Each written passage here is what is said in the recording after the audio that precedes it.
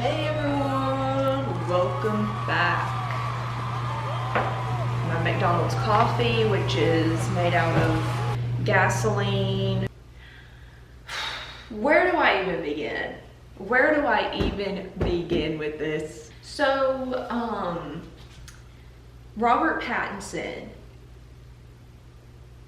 If you don't know who Robert Pattinson is, he's an actor. He's probably most known for Twilight, even though he doesn't want to admit that, but he definitely is most known for Twilight. The first thing I ever saw him in, I think, was a movie called Remember Me, which was like this really sad movie. It's so sad. When I watched it, I was like, oh my gosh, this is such a romantic movie.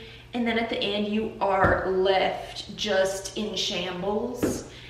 And I love it still. I have a list of some stuff he was in. He was in Harry Potter, apparently. The Lighthouse, it's a black and white horror movie. The Devil All the Time, and his pasta recipe. So that's what I wish he was most known for, is this pasta recipe that came from his brain. When I first saw this, I thought it was a joke. I actually thought it was fake and a joke. Don't remember when or where I saw it, but it made an impact on me. And ever since I saw it, I have wanted, maybe not wanted, but I have felt the need to try it myself. He had an interview with GQ magazine. It was during, quarantine, all this stuff. We all had our we all had our weird moments during quarantine, but this was documented. If you haven't heard of this pasta recipe, these are just a few headlines about his pasta recipe. And this may give you an idea of what we're in for. How to make Robert Pattinson's extremely gross and dangerous pasta recipe. Fire and nausea. I made Robert Pattinson's ungodly pasta recipe. Robert Pattinson attempted to make pasta and it didn't go so well. I made Robert Pattinson's chaotic pasta from his bewildering GQ interview. I tried Robert Pattinson's terrifying quarantine pasta. If they used any other words other than pasta, you would think that this was something dangerous, like an actual danger to society, which this may be. I unfortunately have all the ingredients, so we're gonna make it. I'm not gonna read the entire GQ interview because it's pretty long, and he goes into great detail about how this whole thing went down. The interviewer was on FaceTime with Robert Pattinson as he was making this pasta recipe. Even the interviewer is I wish I could tell you whether what I'm about to describe here is a bit or a piece of performance art or is in fact sincere. Even now, I don't totally know. And apparently he tried to Shark Tank this idea to people and it just didn't work out. This is what he said. How do you make a pasta which you can hold in your hand? You need one giant filthy dust-covered box of cornflakes, because the shop, which is what British people say instead of store, didn't have breadcrumbs, so he got cornflakes because he said they're basically the same thing. And I honestly agree with that logic. You probably wouldn't expect this to be the first ingredient to pasta. But that's just how it's going. An incredibly large novelty lighter. So I got pre-sliced cheese, 9 packs of pre-sliced cheese. I just got 1 pack, 9 separate packs of 11, which is 99 slices of cheese. I don't think I need that many. Sauce, like a tomato sauce. No, just any sauce. So I just got the cheapest sauce. That's how I went for it. The top half of a bun. Couldn't just buy top half of a bun, so I bought the whole thing of buns. Because I think I had some buns, but they were very, very much expired. And then lots of sugar. I did already have sugar, but that's my fancy sugar, and I'm not wasting her on this. And pasta. This is the way he described the pasta. Do you know the pasta that's a little, it's like a blob, sort of squiggly blob. It looks like, what would you even call it? It looks like a sort of messy, like the hair bun on a go. And he said, I literally have no idea what you're talking about. So I just got this kind. He makes this in the microwave. And it says that he put on latex gloves. He puts on latex gloves, period. He said, so obviously first things first, you gotta microwave the pasta. Duh, Robert Pattinson, duh. So he pours this into a cereal bowl, covers it with water, and places it in the microwave for 8 minutes. It gets more concerning as it goes, if that's possible. So we're gonna kind of just cover the bottom. I really don't like this. So we're gonna put it in the microwave. I love how this entire time, like, I have a slightly terrified feeling.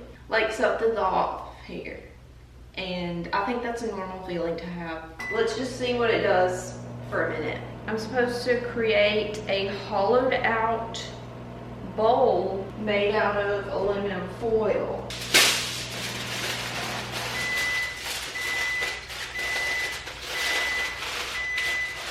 So next we take the foil and put some crushed up breadcrumbs in it.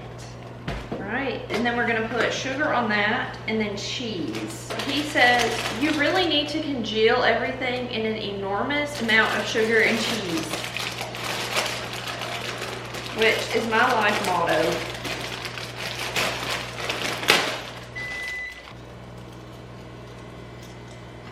Just kind of crushing it, putting it down in there in a little bowl. You know how it goes. So now we're gonna pour like lots of sugar on there, because apparently he used like lots of sugar. I think my stomach is like preparing for the worst, because I can like feel my stomach being like, don't get it, Mads, don't do it, Gideon. And my brain's telling me, let's do it.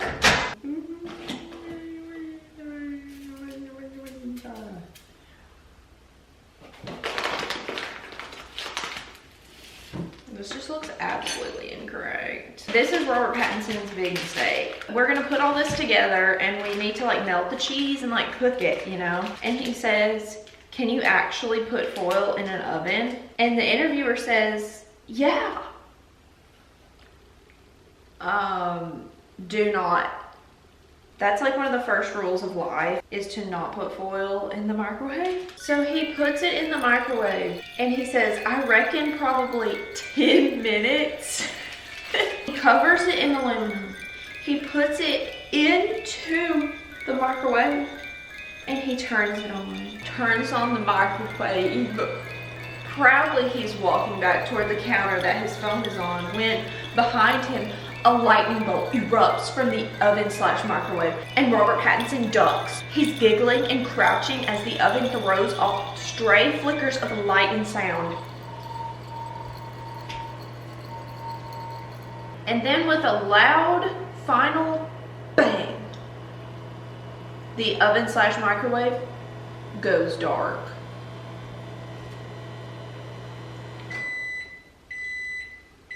Robert Pattinson and this person said, let's do it. Let's put an entire ball of aluminum foil in the microwave.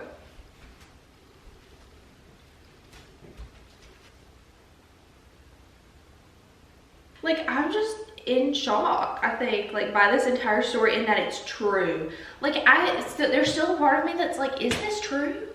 Like, did this happen? But I can't really say anything because I didn't know until too recently that you're not supposed to put a fork in the toaster. Zoe. We all have our flaws, Robert Pattinson. It's okay. It's time to bring out our Rachel Ray oven mitt goodies. That may or may not be edible. We're gonna add some pasta sauce.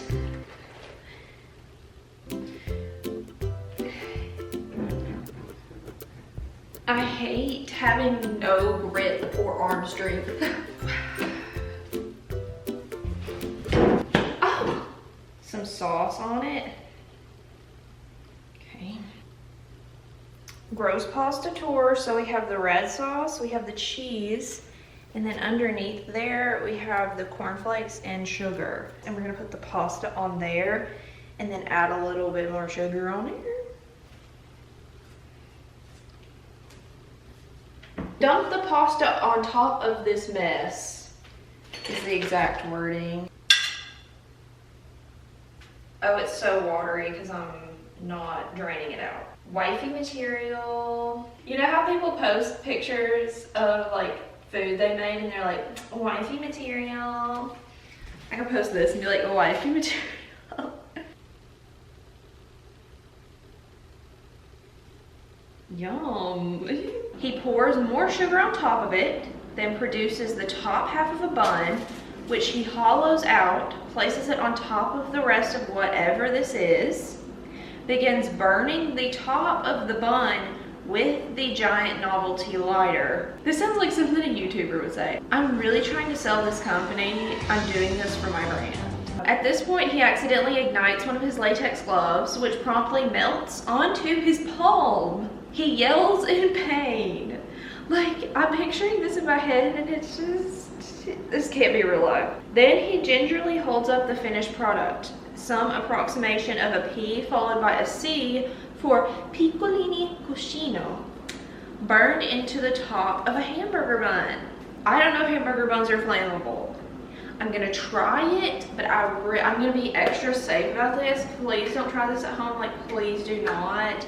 I'm gonna like slightly try it just to see like what happens to a bun when you ignite it. Okay, so I'm gonna put this on top. Let's take a video for evidence. Here, okay.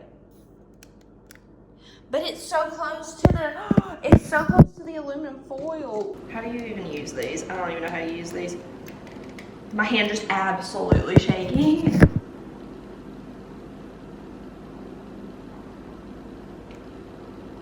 See, this Great Value bread is just taking it like a champ. I want to make it the way he wants us to make it, but I also don't want to commit arson. So that McDonald's coffee is so strong, and it's like kind of cold now, so. And we'll just leave it in there for about 5 minutes and see how it does. Let's see what we've got here.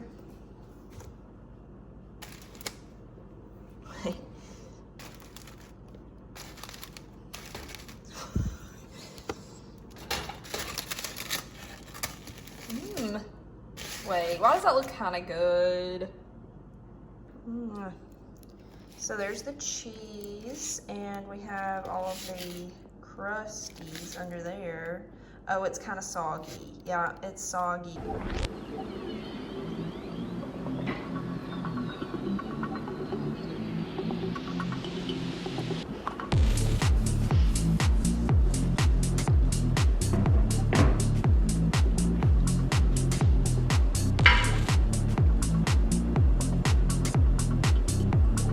It's kind of good. The sugar kind of adds something. Okay, I don't think I could eat more than 2 bites. I'd like to invest $1 million into this company, actually. Well,